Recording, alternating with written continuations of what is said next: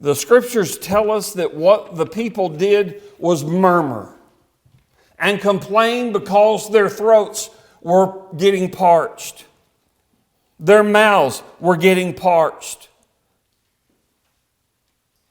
Their murmuring was a reaction to what they didn't like.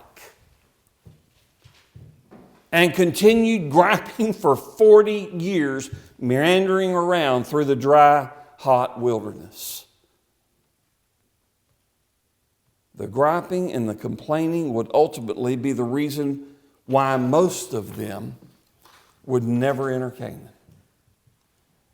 What a picture for us today.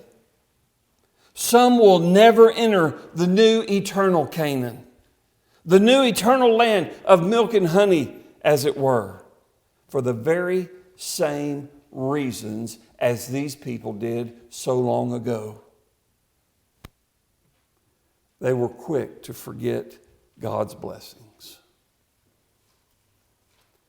And if there's ever a story that all of us here in this audience this morning, all of us as a part of this congregation, if there's anything that we can relate to, it's this story. Can you imagine what it would be like to sit out in the desert, and as scholars would have it at this moment in time, with all this bickering and griping and murmuring and complaining going on, they're sitting in the area of about Saudi Arabia. And if you know anything about the Middle East, you know that's a pretty hot, dry place. That's almost a God-forsaken place, if you will.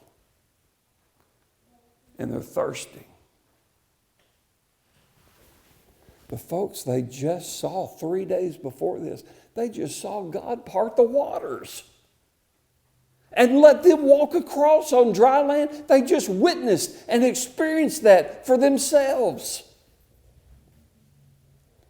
And yet on this occasion, they can't even remember the blessing that God just gave them, the salvation that God just gave them.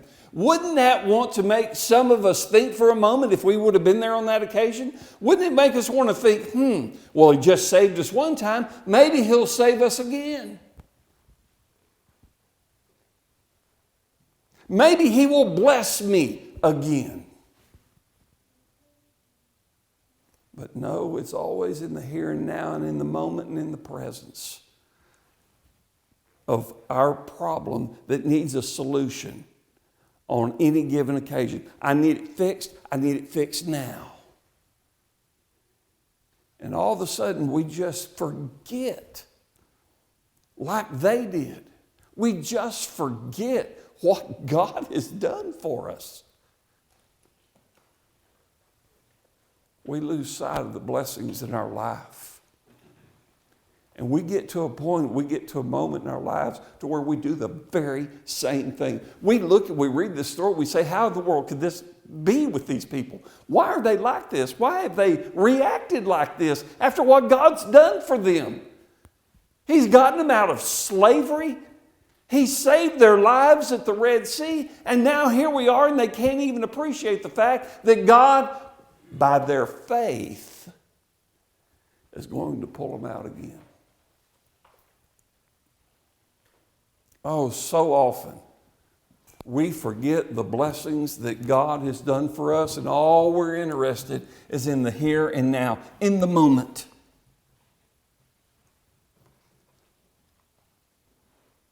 God wants us to appreciate what He's done for us.